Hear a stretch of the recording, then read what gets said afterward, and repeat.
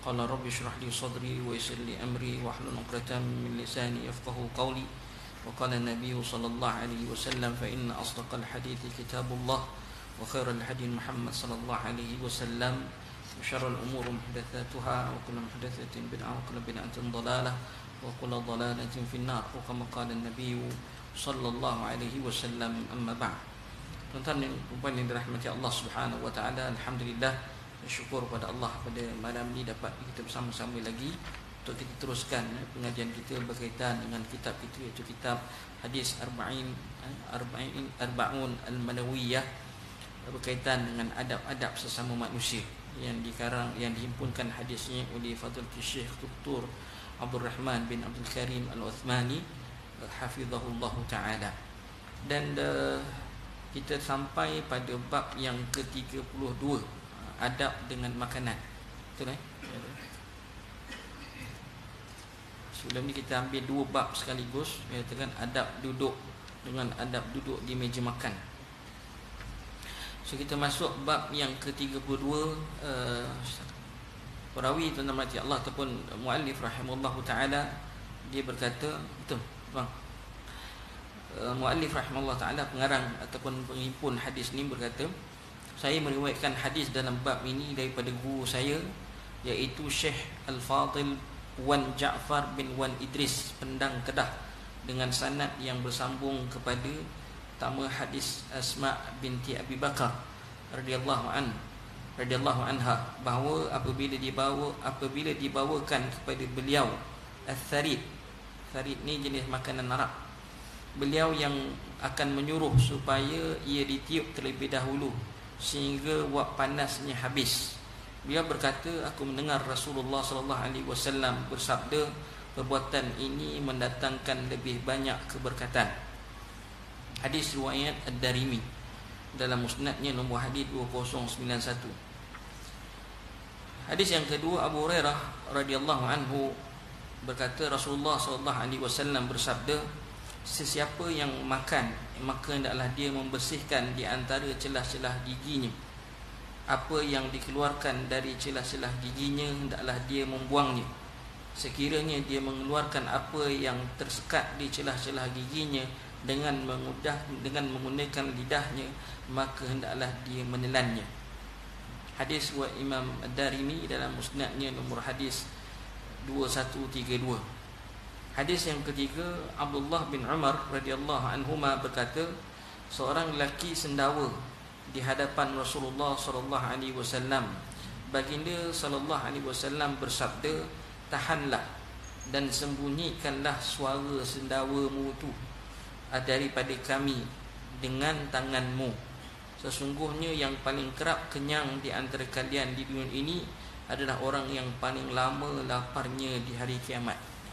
Hadis riwayatkan oleh Imam Tirmizi rahimahullahu taala, nomor hadisnya 2478. Mungkin kita tekan kesemua riwayat hadis ni kita tak pernah dengar ni kan, sebab riwayatnya tu pun daripada riwayat Imam Ad-Darimi dengan riwayat Imam Tirmizi, tapi hadis ni jarang kita dengar. Tuan-tuan mati Allah Subhanahu wa taala, bila sebut tentang adab makan, memang dah banyak disebut dalam hadis-hadis Nabi sallallahu alaihi wasallam. Kita huraikan sedikit adab makan secara umum. Yang pertama sekali, tuan-tuan mati Allah, ialah kita membaca bismillah. Berdasarkan hadis Nabi sallallahu alaihi wasallam, ya ghulam thammillah, wahai budak, bacalah sebutlah nama Allah. Makanlah dengan tangan kanan dan makanlah hak yang paling hampir dengan kamu dahulu. Wa qul mimma yalik, ya ghulam sammillah, baca bismillah. Wa qul bi yaminik, makan dengan tangan kanan kamu. Dan wa qul mimma yalik, dan makanlah hak yang paling dekat dengan kamu dahulu. Jadi tuan-tuan mati Allah Subhanahu wa taala, hadis ini yang pertama sekali adabnya ialah membaca bismillah. Cukup dengan baca bismillah saja pun dah okey dah. Bismillah. Kalau nak tambah Bismillahirrahmanirrahim, tak ada masalah pun. Tapi mencukupi untuk dia membaca bismillah sahaja. Kalau lupa dah makan tengah makan baru teringat, maka sunatnya dia baca bismillahi awwaluhu wa akhiruhu. Wa akhiruhu. Dia boleh baca 3 cara baca.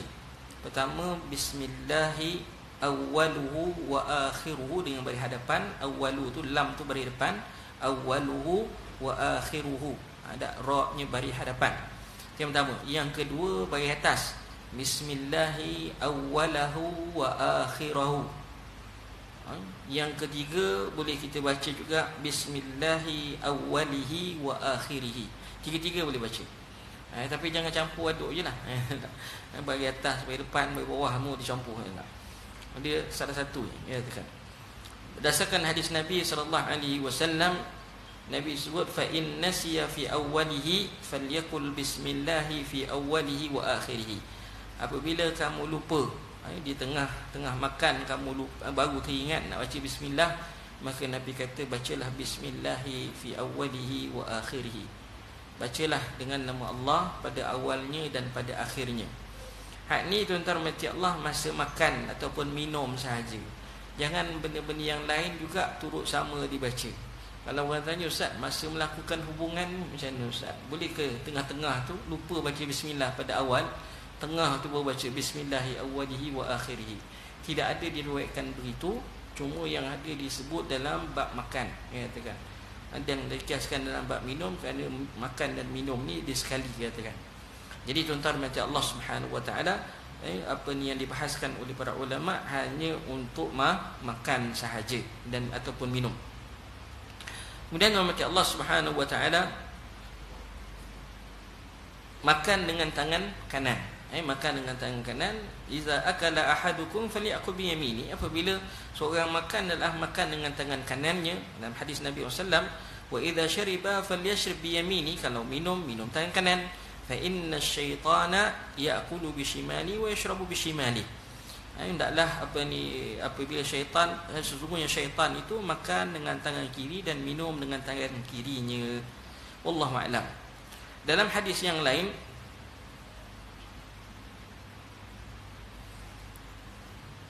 bahawa seorang lelaki satu ketika dia makan di sisi Rasulullah SAW, dia makan dengan tangan kiri.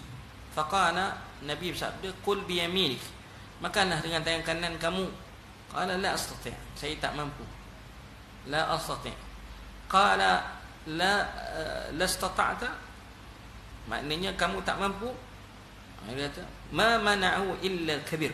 Qala fama rafa'aha illa qala rafa'aha illa fihi. Tidak akan menghalang perkara tersebut, maknanya tidak dia menggunakan tangan kanan, dia tak nak guna tangan kanan, dia guna juga tangan kiri, melainkan orang itu takabur. Melainkan orang itu takabur dalam hati Allah. Jadi kita kadang-kadang ada setengah menjadi kebiasaan pula hari ini bab makan tangan kanan ni. Kebiasaan di hotel-hotel ataupun sewaktu dengannya, majlis-majlis rasmi, makan sampai dua belah tangan. Makan tangan kanan, makan juga tangan kiri. Lebih-lebih lagi kalau makan steak. Kalau makan yang kena potong, tangan kanan potong, tangan kiri cocok, makan dengan tangan kiri. Tentang mati Allah Subhanahu wa taala, jangan buat begitu. Kerana makanan kerana itu adalah perbuatan syaitan. Walaupun dalam mazhab Syafi'i tidak dianggap berdosa kerana min babil adab, yang masuk dalam bab adab.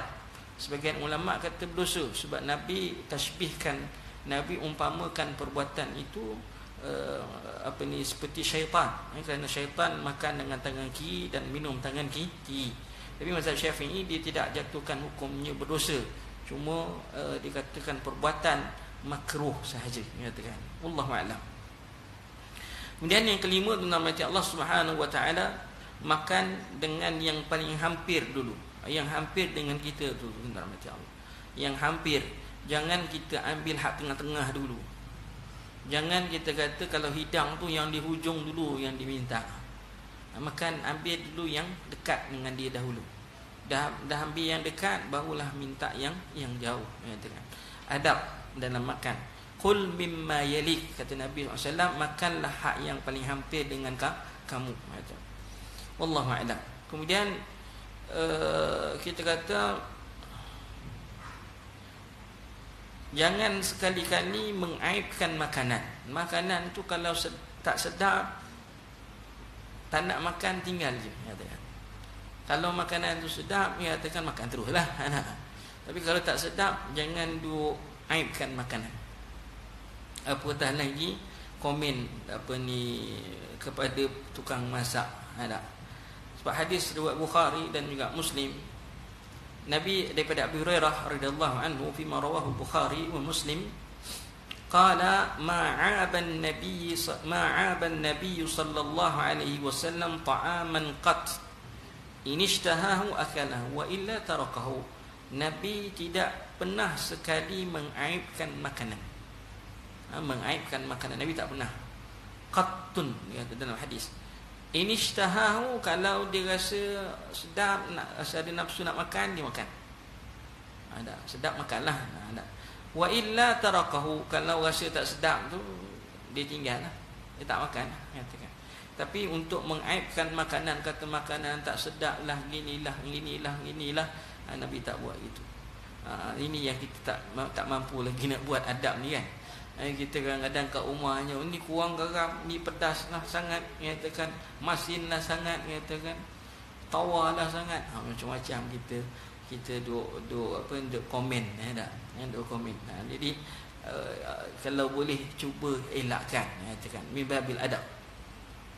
Kemudian mati Allah Subhanahu wa taala, makan yang adab makan berikutnya ialah kita kena bahagikan 3 bila makan. Makan ni 1/3 untuk makan, 1/3 untuk minum, dan 1/3 untuk bernafas. Jangan tuan-tuan macam Allah 2/3 untuk makan, lebih tu untuk minum dengan nafas, jenuh. Ada ma mala'a adami wi'an syarran min batan. Tidak ada yang dipenuhi, bekas yang dipenuhi oleh anak Adam itu yang membahayakan kecuali perut. Mana perut kita, kalau kita penuhkan dia dengan sepenuh-penuhnya, memberi mudarat dalam hati Allah. Sebab tu fa in kana diriwayat kat sini dalam hati Allah, fa in kana la muhalah fa thuluth li ta'amihi wa thuluth li syarabihi wa thuluth li nafsihi. Hendaklah dijadikan 1/3 untuk makan, 1/3 untuk minum, dan 1/3 untuk dia bernafas. Ali nafsi. Itu yang yang ke berapa dah, 6 atau 7 ya. Adab yang berikutnya, ada munafakh fi ta'am wa syarab, menyatakan. Dia sebut kat sini larangan ataupun halangan untuk kita meniup minuman. Ada. Nabi SAW dan juga makanan. Qala Nabi SAW dalam hadis riwayat Imam Ahmad daripada Ibn Abbas radhiyallahu anhuma, qala naha Rasulullah sallallahu alaihi wasallam an nafkhi fi at-ta'ami wa syarab. Nabi larang tiup pada makanan dan juga pada minuman. Banyaklah riwayatnya tentang Allah Subhanahu wa taala. Faqala rajul al-qadah, makna qutur, araha fil ina, qala ahrikha, qala fa inni la urwa min nafsin wahid, qala fa abini qadah idzan anfika. Apa yang disebut dalam hadis ni, Nabi SAW melarang kita meniup makanan, meniup makanan dan meniup minuman yang panas, katakan. Adab yang seterusnya, bila makanan jatuh ke bawah, sebaik-baiknya kita kutip, tiup, dan boleh dimakan kalau bersih, katakan. Dah bersihkan, baru kita boleh makan balik. Boleh makan. Ayam goreng jatuh, ada seketul ke bawah, boleh dibersihkan, jangan dibiarkan. Kenapa? Hadis dalam Sahih Muslim daripada Jabir bin Abdullah radhiyallahu anhu, qala sami'tu Nabi sallallahu alaihi wasallam yaqul, aku dengar Rasulullah sallallahu bersabda, sesungguhnya syaitan hadir di sisi salah seorang ataupun di sisi kamu, dalam semua urusannya, fi qul inda kulli syai'in min sya'nihi, hatta yahduruhu inda ta'ami. Dia juga akan duduk bersama dengan kita ketika makan. Apabila makanan jatuh, hendaklah diambil makana biha min adha thumma liyaquluha. Hak yang kotor tu dibuang, hak yang elok baki tu dia makan. Wala yad'ha lisyaitan. Maknanya kalau kita biarkan makanan tu di bawah, dia jatuh tu biar saja, makanan itu adalah untuk syaitan.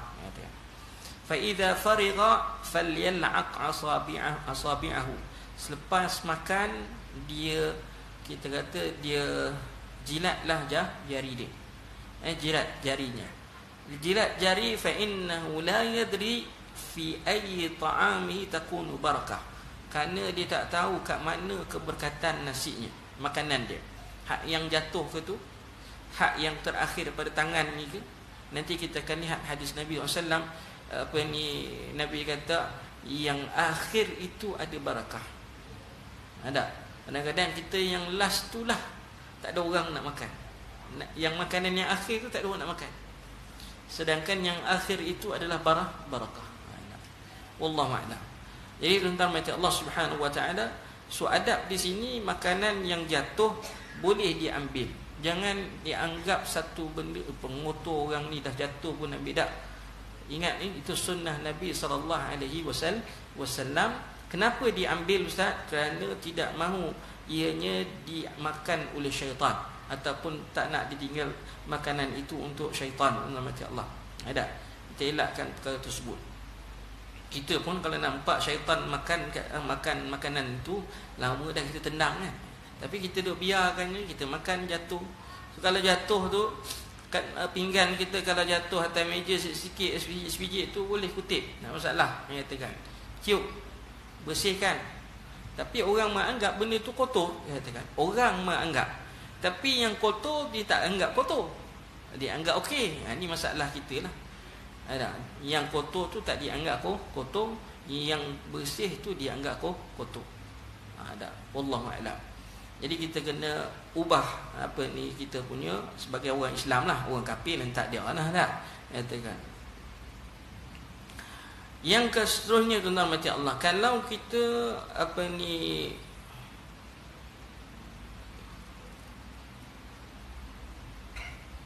makan buah tamar ke buah apa ke tuan-tuan mati Allah, kalau boleh kita kata bijinya tu dengan biji, kalau kita kat sini biji kulit sekali lah kot dia kata. Jangan diletakkan dalam biji buah yang masih okey lagi. Kalau boleh diasingkan terus. Ni kulit, ni biji yang dah dimakan. Di situ ada sunnah Nabi SAW, asingkan supaya tidak mengenai orang yang belum, mungkin dia nak ambil kulit ditinggal dia. Jadi menganiaya ataupun kita katakan sikit sebanyak kita katakan untuk orang yang belum makan nak pergi ambil. Ingat ada lagi kan, kita campurkan yang kulit yang masih elok dengan yang dah tinggal kulit saja. Sama juga buah tamar. Buah tamar dah makan bijinya diasingkan. Jangan diletakkan dalam buah tamar yang sama yang belum dimakan. Wallahu a'lam. Selesai makan, maka hendaklah dibaca dengan alhamdulillah. Alhamdulillahilladzi at'amana wa saqana. Pun boleh, tidak masalah. Kalau setakat nak baca alhamdulillah pun saja pun tak ada masalah. Itu juga dengan doa makan. Doa makan ada juga sabit dalam hadis Nabi SAW, mohon keberkatan. Kita baca Allahumma barik lana fi ma razaqtana wa qina adzaban nar. Ada dalam sabit juga dalam hadis Nabi SAW, doa sebelum makan.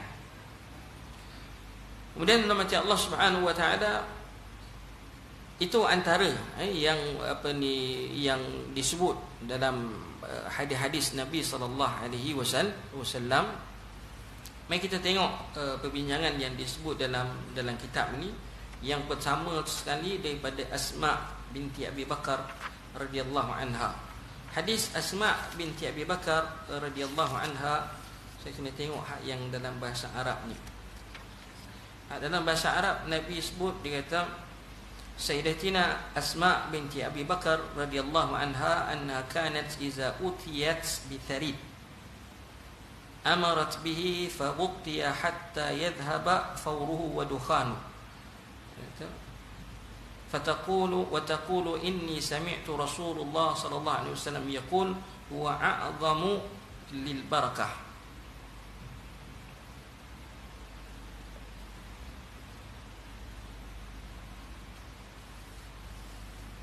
Rasa tidak ada meniup kat sini.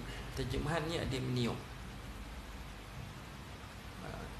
Okey, tak ada meniup. Okey.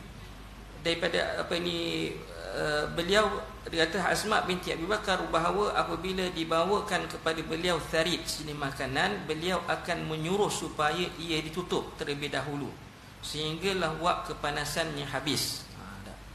Kena apa ni, yang inilah betul lah terjemahan dia. Saya ingat tadi perkataannya meniup, menyuruh ditutup.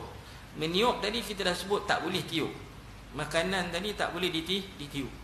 Tuan-tuan, kalau tiup, apa yang keluar? Air liur yang keluar tak? Kalau apa ni, lagilah kalau makanan tu dikongsi dengan orang lain, apa semua orang menganggap benda tu kotor. Yes, ini kotor. Ini kotor. Sebab tu kita tak tak dibenarkan ataupun dilarang meniup pada makanan yang panas ataupun minuman yang panas. Biar aja dia sejuk dengan sendiri, katakan. Tetapi cara yang dibuat oleh Nabi SAW ialah beliau menyuruh supaya ditutup terlebih dahulu sehingga wak kepanasannya habis ataupun hilang, katakan. Dan lepas tu nak makan boleh makan. Dan Rasulullah SAW bersabda, perbuatan ini mendatangkan lebih banyak keberkatan. Maknanya kalau makan ni tak elok panas-panas, guap-guap tu ataupun tengah panas-panas tu tak elok. Bahkan mungkin boleh bawa mudarat, kurang keberkatan. Biarlah dia sejuk sikit, katakan agak-agak dah suam-suam tu, apa boleh lama makan, katakan. Sehingga asap panas tu hilang ke, apa boleh makan. Jadi kalau berasap lagi kan, itu kalau ikutkan dalam hadis ini, sehingga hilang apa wak panas tu, katakan. Ataupun jangan panas-panas nasi panas-panas, lauk panas-panas. Masa tu dia kata tu ya sedap pula, ya kan. Tak boleh, katakan. Nak ikut sunnah Nabi SAW, biar dia sejuk sikit, katakan. Hilang wak panas tu, lepas tu makan. Tuan-tuan, maka Allah Subhanahu Wa Taala, tharid jenis makanan, dia ada yang kata susu dengan gandum, ada susu dengan nasi. Wallahu alam, saya pun tak pernah makan tharid ni, seingat saya lah. Walaupun kawan-kawan kata ada masa kat Mekah, kat Madinah dulu ada tharid. Pergi mat'am Arab betul kat sana, minta je tharid. Minta tharid. Tharid adalah sejenis makanan yang paling sedap di sisi orang Arab. Paling sedap. Tak ada yang lebih sedap daripada tharid, dia katakan. Di sisi orang Arab lah. Mungkin kita tak lalu nak makan kot, katakan. Tapi di sisi orang Arab, bila dihidangkan tharid, itu adalah makanan yang paling special. Paling special. Nabi SAW pernah bersabda dalam satu hadis, fadluki ala sa'iril nisa'i ka fadli sarid ala sa'ir ta'am. Nabi pernah bersabda, wahai Aisyah, keutamaan kamu nak bandingkan isteri-isteri yang lain seperti seperti tharid berbanding dengan makanan-makanan yang lain. Jadi sebab itu dikata tharid itu adalah afdal ta'am, makanan yang paling paling baiklah, yang dikata di kalangan di antara makanan-makanan yang ada. Wallahu a'lam. Mungkin kita tak boleh nak makan kot, kita mungkin tak kena dengan tekak kita. Tapi kalau nak cuba, ya boleh. Kat sini tak ada. Kalau tuan-tuan pergi kat restoran Arab kat sini, saya rasa tak ada. Tak pernah dengar lagi, katakan. Tapi kalau kena pergi dekat negara Arab yang betul-betul restoran Arab itu, cuba tanya ada tak tharid, katakan. Thari bitha. Jadi tuan-tuan macam Allah nak mendapatkan lebih banyak keberkatan, makanan tu mestilah dah hilang dia punya panasnya ataupun uap panasnya. Ada. Kata lain dah suam-suam, dah sejuk sikit, baru boleh makan. Yang kedua, hadis Abu Hurairah radhiyallahu anhu, siapa yang makan maka hendaklah dia membersihkan di antara celah-celah giginya. Apa yang dikeluarkannya dari celah-celah giginya hendaklah dia membuangnya. Ada. Kalau dia bersihkan dengan congkir gigi ke apa ke, jangan dia dah congkir-congkir dia ambil congkir dia apa? Dia jilat ke apa ke, jangan. Nabi sebut dalam hadis ni, kalau hak yang kita dah celah gigi tu, yang kita gunakan pencongkir apa semua, buang terus. Benda tu dibuang. Kalau kita duk bersihkan dengan lidah kita, duk apa? Tekan dengan congkir dengan lidah kan. Yang itu tak apa, kita boleh telan. Itu kalau ikut dalam hadis ni lah. Dia celah-celah giginya dengan menggunakan lidahnya, maka adalah dia menelannya. Itu tak apa. Tapi kalau apa ni dalam bulan Ramadan, dia lain. Jangan ada telan lah. Dia kalau yang mana yang boleh telan, mana yang tak boleh telan. Kalau bulan Ramadan, hak yang celah-celah gigi kita, daging ke apa kan, kita kalau boleh rasa dengan lidah kehadiran makanan tu, maknanya kalau daging kita rasa ada urat daging tu, kalau makan batal puasa dia. Ada. Kalau macam kacang kita rasa ada lagi ketulan dia tu, kita pun gigit. Ada. Siang Ramadan batal. Dia anggap batal. Tengok. Dia anggap membatalkan puasa. Tengok. So kalau ada rasa makan tu, kecuali lupa tu bab lain lah. Ustaz saya lupa Ustaz, tengok. Tu kita gunakan riwayat yang satu lagi lah, riwayat hadis Nabi kalau lupa. Tapi kalau sengaja tahu dah siang Ramadan ada, maka boleh menyebabkan batal puasa. Baik. Kemudian macam Allah, hadis yang ketiga tu, Abdullah bin Umar radhiyallahu anhu, seorang lelaki sendawa di hadapan Rasulullah SAW. Ada. Sendawa ni bunyi lah, katakan. Bunyi-bunyi yang terhasil dalam perut ni tuan-tuan tak berapa molek lah. Sebelum ni kita lihat menguap, berbunyi sampai berbunyi suara tu, itu adalah bunyi syaitan yang duduk dalam perut kita. Maka Nabi larang kita menguap sehingga mengeluarkan bunyi. Ada macam orang, macam apa? Macam badak sumbu kan. Badak air menganga itu kan, sampai keluar bunyi. Tak boleh. Elakkan menguap sambil keluar suara. Ada, elakkan. Itu perbuatan, itu kita kata itu bunyi suara ataupun bunyi syaitan dalam perut kita, mati Allah. So dalam hadis yang ni, sendawa. Sendawa ni orang Arab ni dia aib. Bukan orang Arab saja. Bila kita dah lihat hadis Nabi SAW, maka memang benda tu adalah adab-adab ketika makan. Jangan apa ni, Nabi kata tahanlah sendawamu daripada kami dengan tanganmu. Mana tutup mulut ke, elakkan kita sendawa depan ketika tengah makan tu, kita sendawa kata kan. Elakkan. Ada. Tapi kita ada kenyang kata. Sesungguhnya orang yang paling kerap kenyangnya di antara kalian di dunia ini adalah orang yang paling lama laparnya besok di akhirat. Disebut dalam hadis riwayat Imam Tirmizi. Wallahu a'lam. So kita hati-hatilah nyatakan. Nak senawa tahan. Bunyi itulah. Janganlah keluarkan apa ni bunyi itu depan orang yang sedang makan. Memang Arab dia kata aib. Kita orang Melayu tak ada lah kata tak. Tapi kalau kita lihat dalam nas, benda tu bukannya kerana Arab anggap aib, tetapi ianya adalah adab yang dianjurkan dalam Islam. Apa ni, kita jangan bersedawa depan orang yang sedang makan ataupun tengah-tengah makan kita bersedawa. Maka tidak sepatutnya kita buat begitu. Wallahu a'lam. Jadi tuan-tuan macam Allah Subhanahu wa taala, pengajaran hadis yang kita ambil ini, antara adab dengan makan itu adalah tidak meniup makanan yang panas, sebaliknya membiarkan wak kepanasannya terlebih dahulu. Ini adalah kerana apabila seorang itu menunggu sehingga wak-wak kepanasannya habis, ia menambahkan keberkatan pada makanan. Ia menambahkan keberkatan pada makanan. Maknanya kalau panas-panas makan tu kuranglah barakahnya. Kita semua mengharapkan keberkatan. So nak makan yang berkat, dia katakan makanan tu janganlah makanan tu dimakan panas. Biar dia sejuk sikit, dah hilang uapnya baru dimakan. Yang kedua daripada hadis ini, beberapa hadis yang kita baca, sebagaimana seorang tuan rumah seharusnya menghidangkan makanan yang terbaik kepada tetamunya, seorang tetamu juga tidak seharusnya mencela makanan yang dihidangkan kepadanya. Bahkan dia seharusnya mendoakan tuan rumah atas layanan baiknya.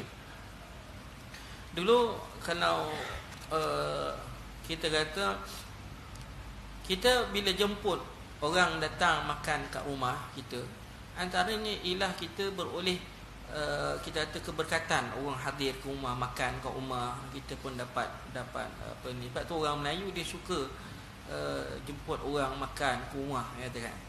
Arab lagi dia suka, kata. Arab lagi suka.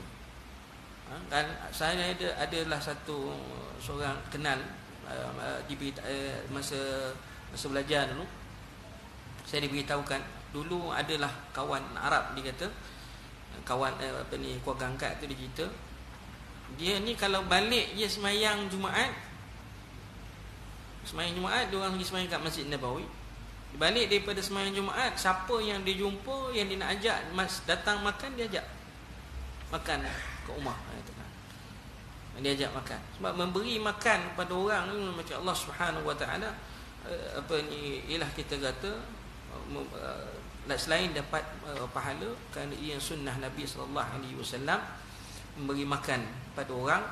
Lagilah kalau kita bagi makan kepada orang fakir miskin dan sewaktu dengannya, anak yatim, lagilah nyatakan tak? Bagi makan kat kawan-kawan pun dapat pahala, apatah lagi bagi makan kepada anak-anak yatim, fakir miskin dan sebagainya. Baik, bila kita dijemput makan,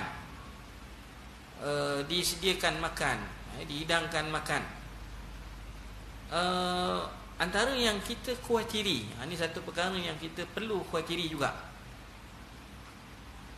Makanan yang kita hidangkan itu, ataupun makanan yang dihidangkan kita itu, adakah daripada sumber yang baik ataupun tidak? Kerana boleh menyebabkan doa kita tak dimustajabkan oleh Allah Subhanahu wa taala. Bukan setakat yang kita makan, yang kita beli, yang kita guna tu. Bahkan orang bagi kita makan tu, yang orang bagi itu pun kita kena fikirkan juga. Tapi kat sini jangan pula kita bersangka buruk dengan orang. Jangan kita bersangka buruk dengan orang, menyatakan sampai tanya, kau nak bagi makan ni duit mana? Sumber duit mana? Itu tak ada adab pula dengan orang yang nak beri kita makan, menyatakan. Makanya tuan-tuan macam Allah Subhanahu wa taala, jangan bersangka buruk. Walau bagaimana sekalipun, kita boleh sahaja berhati-hati. Jangan pantang dia orang belanja makan, dialah orang utama. Pantang, kata. Dia tak kisah pun duit tu sumbernya mana, apa semua, tuan-tuan. Kawan tu menang loteri, oi, bila nak belanja aku makan? Dia pun pergi makan. Jangan, katakan. Sebab dalam hadis Nabi SAW, Nabi sebut, dia kata ta'amu haram, aklu haram, katakan. Makan dia haram, minuman dia haram, pakaian yang dia pakai haram. Diberi makan pun dengan makanan yang hasil haram, macam Allah Subhanahu yustajabulah. Bagaimana doanya nak dimustajabkan? Bagaimana doanya nak dimustajabkan oleh Allah Subhanahu wa taala? Itu penghalang doa.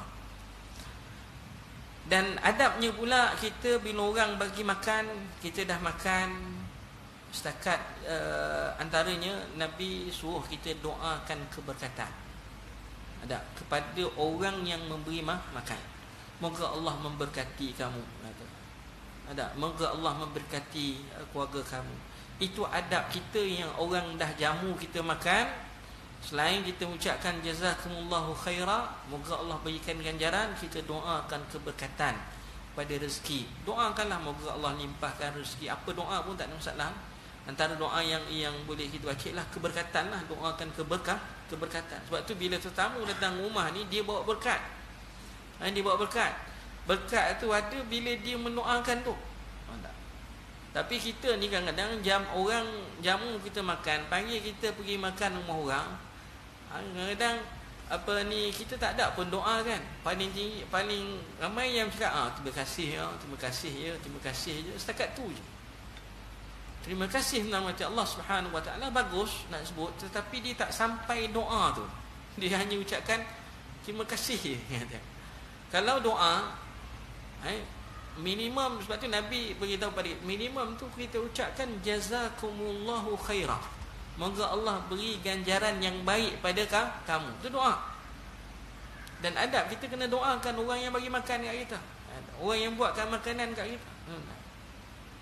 Dan nak lebih lagi, doakan keberkatan. Barakallahu lakum, moga Allah memberkati kamu. Itu cara yang, sebab itu orang orang yang beri makan kat kita tu, dia mengharapkan doa tu daripada kita yang hadir. Doa kita yang hadir, dia katakan. Doa mohon, dan dia nak mengharapkan keberkatan doa. Subhanallah. Kemudian dalam macam Allah Subhanahu Wa Taala, antara adab makan juga yang disebut juga, jika azan, kan minta azan dulu, boleh sambung sekali.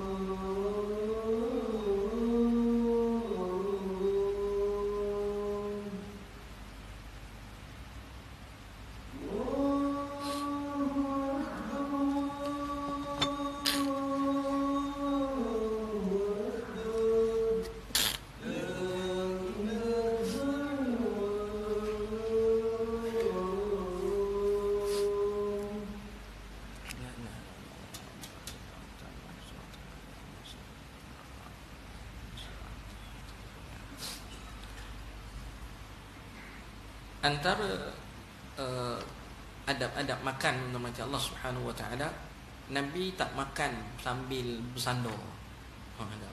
Sandar kat bantal ke, sandar kat dinding ke, ada. Dan Nabi tidak makan dengan cara meniarap. Meniarap kan? Nabi tak makan dengan cara meniarap. Nabi makan macam mana tuan-tuan? Duduk di bawah.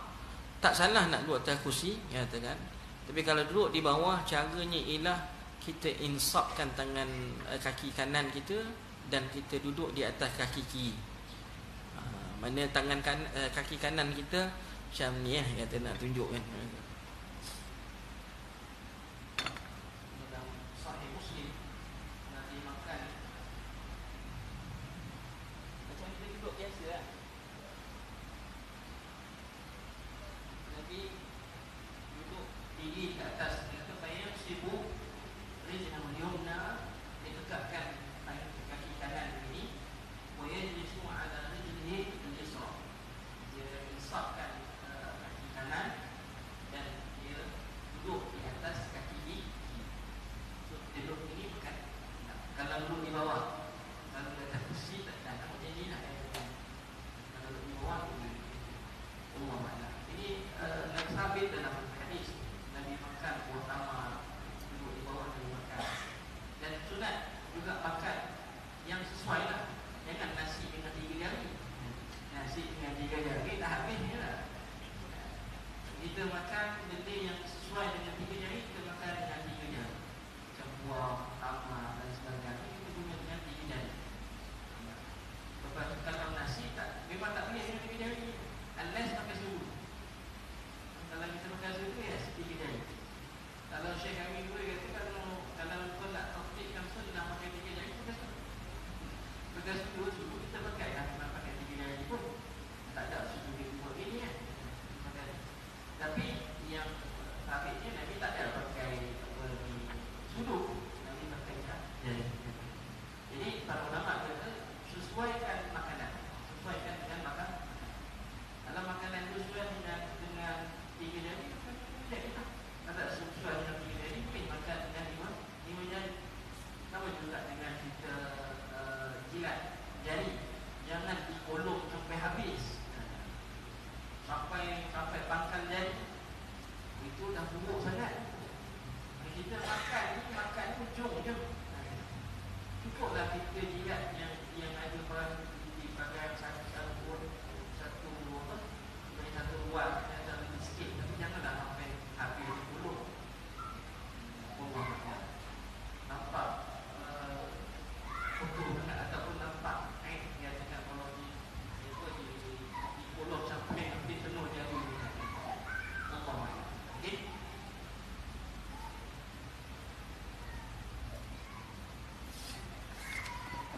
Dan yang terakhirnya tuan-tuan macam Allah Subhanahu wa taala dalam hadis ini, kata Imam Nawawi rahimahullahu taala, disebut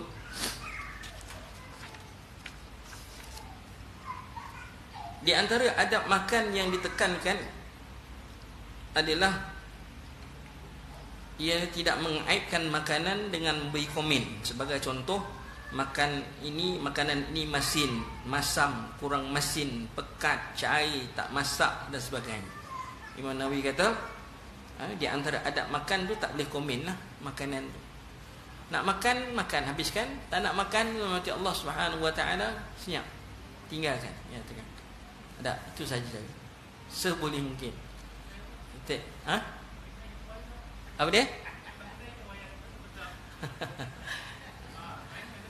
Hatta kalau kita bayar sekalipun, ya, mati Allah. Ada. Ya, tekan. Kita cubalah semampu mungkin. Tak nak makan, kita kata tak rasa tak sedap, tinggal je lah. Nanti tinggal. Wallahu a'lam. Walaupun kita bayar makanan tu. Jadi itu dia tuan-tuan macam Allah Subhanahu wa taala. Beberapa adab yang sempat kita kupaskan. Saya ambil masa sikit macam Allah. Mutaakhir ini dalam seminggu 2 minggu ni ramai yang mengutarakan berkaitan, kalau tengok dekat dalam Facebook tu banyak, ataupun dalam laman sosial orang duk bercerita pasal Imam Mahdi. tuan-tuan mati Allah Subhanahu wa taala, ada yang pula penceramah-penceramah kata tak, Imam Mahdi akan muncul 2024 ni. Tahun 2024 ni Imam Mahdi akan muncul. Tuan-tuan mati Allah katakan, Imam Mahdi kita semua wajib percayalah sebab nas. Dia tak sebut dalil ni tak disebut dalam Al-Quran, dalil disebut dalam hadis Nabi SAW. Memang sabit, Imam Mahdi memang sabit. Tetapi apabila kita mendakwa Imam Mahdi itu lahir akan muncul 2024, itu seolah-olah berkata dengan perkara gaib, benda yang tak ada lagi, kita pun tak tahu. Tak.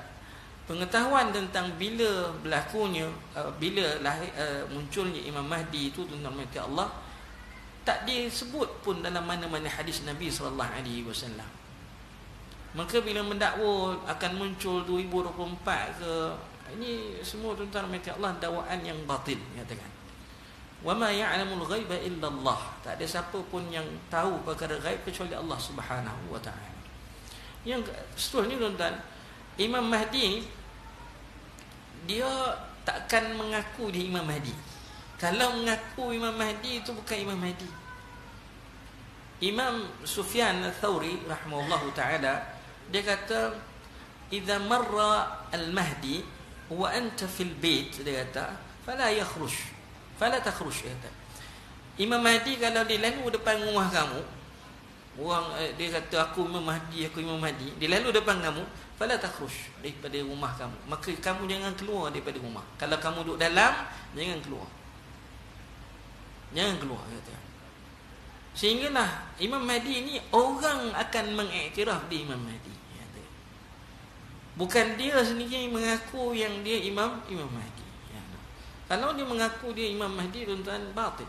Ini dekat Jordan ada orang mengaku jadi Imam Mahdi, dekat Pakistan ada orang mengaku Imam Mahdi, kat Mesir ada, kat Yaman ada, kat Iran ada, kat Saudi dulu pun ada. Zaman 80-an dalam saya. Namanya pun sama, Muhammad bin Abdullah lagi, katakan. Zaman tahun 80-an, tak saya 80-an atau 70-an, saya ingat. Tapi ada berlaku.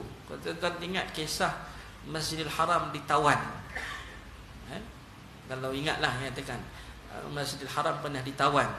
Yang menawan tu, ketua dia tu mengaku Imam Mahdi. Namanya Muhammad bin Abdullah. Dia bawa masuk Masjidil Haram senjata melalui tong-tong mayat ataupun keranda-keranda yang dibawa masuk.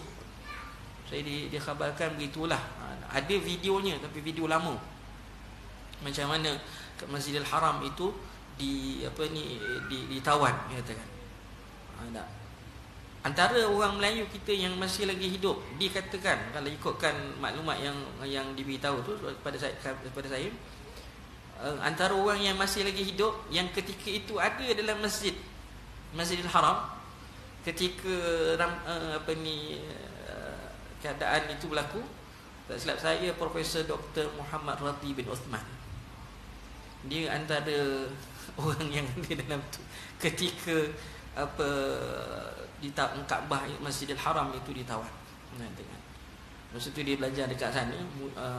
Saya dia dengan mak dia ke, wallah alam, tapi dikatakan dia ada di situ. Kalau saya dapat jumpa dengan dia, lama dah tak jumpa dengan profesor. Kalau jumpa nak tanyalah dia. Nak tanya dia betul ke, macam mana cerita itu Imam Allah.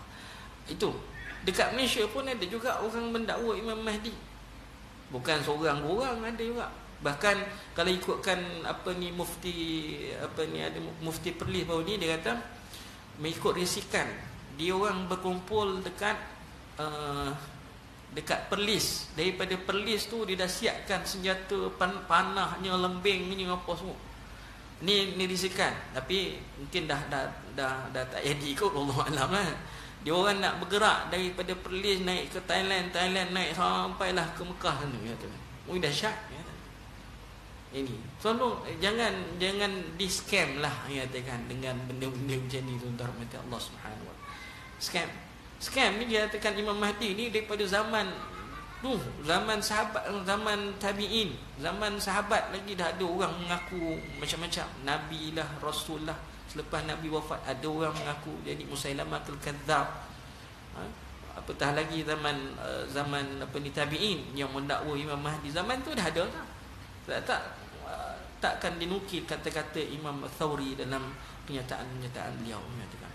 Saya pernah masa dulu belajar dulu, saya tengok dekat dalam channel TV Arab, pengacara tu jemput perantara kepada Imam Mahdi. Dahsyat. Perantara